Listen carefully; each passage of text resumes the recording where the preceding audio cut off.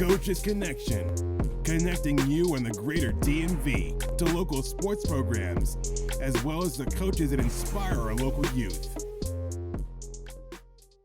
Welcome to another edition of Coach Connection. I'm Ferrari Tate, your host, and today I'm really honored to introduce you to a young man who has been doing a lot of work in Prince George's County Recreation Department, making a place for us all to learn and enjoy sports. My friend, can you tell us who you are, your full name? My name is Jose Segura. I work with the Department of Parks and Recreation, Maryland National Capital Park and Planning Commission. I'm a countywide sports coordinator under the new Youth Sports Initiative here in Prince George's County. Yes, and I wanted you to make sure you heard that. This initiative is something that you all have been working on a while. Can you give a little bit of context about what is this initiative and how important sports in the county is to the community? Yeah, you know, as we know, growing up in areas that are underserved, sports tend to be a way out, right? Yeah. A way it provides opportunity for future endeavor. So I believe that it's our responsibility to open those doors. And what that means is really providing a menu of opportunities for young people to play outside of the traditional basketball, football, you know, some of those really sports that, you know, I used to play growing up, and unfortunately you don't see a whole lot of them being played today. Yeah. And so we're really opening and developing these leagues, clinics, classes to be able to bring that back. And so as far as like baseball, we've introduced lacrosse. This year we're starting a new Prince George's County Youth Soccer League, which has never really been done here in the county. From a standpoint, and let me kind of back up, there is the Boys and Girls Club, and that's really a recreational type league. Okay. And what we're introducing is something a little bit of a higher competition, where you have numerous clubs within Prince George's County, and what happens is these clubs leave the county to go play each other in other counties, in other states.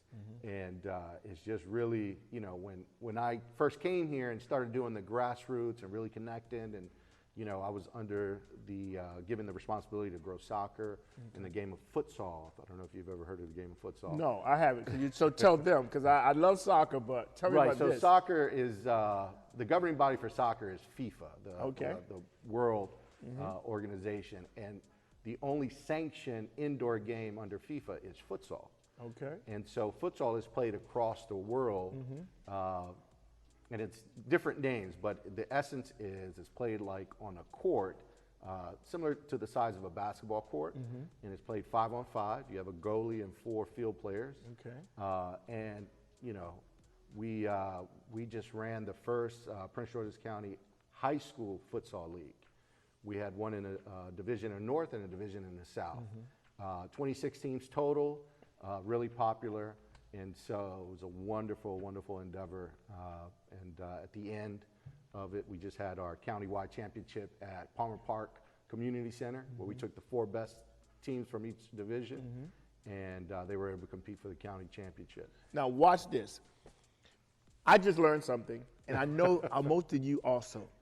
Our county is connecting our children in so many ways, and it changes their life.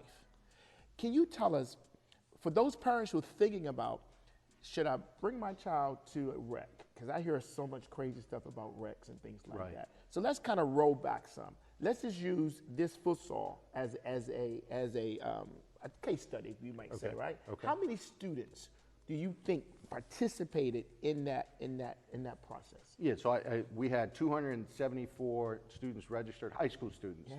So we're talking about ages 14 to 19. Yes. So 274. And the reality is, as we were doing this, I began to discover there's other pockets within the county where we really need to, you know, provide that service. And the wonderful thing, let me just share this with you. We have awesome leadership. Okay. So within the Youth and Countywide Sports Division, we have some really open-minded, like really just passionate about community, passionate about youth, and they have empowered us to say go, you know. And we've been able to do that. So this spring, we're starting the outdoor league, right? In the summer, we'll continue. And our goal is really to provide the youth a year-round opportunity. Year-round opportunity. So that club, 200 young persons off the streets. Absolutely. 200 young persons learning about principles and processes to help them make better decisions in life. Absolutely. Right? So let's kind of jump from that to, you also do the same thing for seniors. Yeah. So one of my other hats, and I have many, is adult sports. I was given the opportunity to manage the adult sports here in Prince George's County, and that mainly consisted of softball leagues. Okay. And so my first experience was this past fall, and I saw a lot of older players. And it was like, wait a minute, we got something here. Yeah. And so I just kind of started asking, hey, would you participate in, and so thankfully we were able to start this spring, starting hopefully here in May, is a 50 and over men's league, 50 and over co-ed league, and a 50 and over women's league. And so our hope is to open those doors to our seniors to continue to play, with people their age, and and not to say that they can't play with the younger, Right. but I think it's a little bit different, you know. But what it does do, because when I get a chance to see these things happen, I see a young person realizing that if they take care of themselves, and that this is a sport or a community of sport lovers that literally brings the whole community together. I mean, can you give us an example of how you see that your work bringing us closer, more understanding amongst each other, and just being something that we can doing something we can do together? Yeah, absolutely. One of the initiatives that we did, and I'm going to brag about it a little bit if I can. Come on, we're Coast Connection. You can do all you want. So, quick story.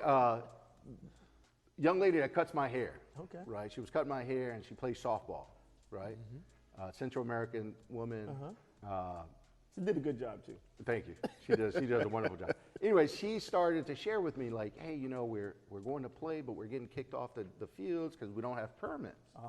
So I just kind of started asking. We started a women's modified pitch softball league. Okay. With, I want to say, 160 women. Yes. Last fall, and now it's grown to 300 women this spring. Yes. And so you're talking about over 300 Central American women that would never have this opportunity. And so we play our league at Watkins Park, best park in the county. Okay. And so it was so funny because when I brought them there, they were like, "Whoa, wait a minute! You mean we're going to play here?" Yeah. And we timed it so cool because I on the other end I had called my coworker, and I said, "Look, I want you to turn the lights on right when it starts getting dark. Turn them on at 7, right?" And so we were there having our meeting, started to get dusk, and boom, all the lights came on. Oh, changed their life. I mean, it was so cool to see, to say, they were like, "You mean we can?" I was like, yeah, you guys have access to this. We can play here. And parks and recreation. Man, changing, it was wonderful. So this is why Coach Connection is important. A lot of times you think about our coaches, but you don't think about the impact that our coaches are making and the departments that are making. Now, you might not know this, but this young guy here I'm talking to, you're learning about, is actually from here.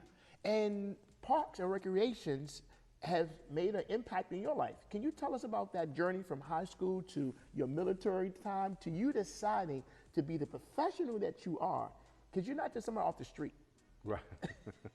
No, so for me, the road was growing up in the city, moving to Montgomery County, my first experience with a rec department. Well, not my first, because I played for like number 6. I played sports in D.C.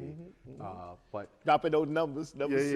Yeah. If you're from the city, you know. I'm from the city. But when I was like 13, 14, the rec department used to send a van through our neighborhood. And I came to, and this is a cool story. A guy named Matt Rowe would come and pick us up, take us camping, take us canoeing, take us rock climbing. I mean, all kinds of cool stuff. I later wind up So back up. I went into the military, did 8 years in the military, went to school, and I was sharing with you, that's when the movie Jerry Maguire came out. Show me the money. Show me the money. I wanted to be a sports agent, so I started studying sports management, and that led me into Parks and Recreation. And so I wound up working with Matt Rowe later on because I worked. Got you away from the community for a while. Man, it was wonderful, and just from those and understanding how like that impacted me and took me away from my environment, got me to see something different.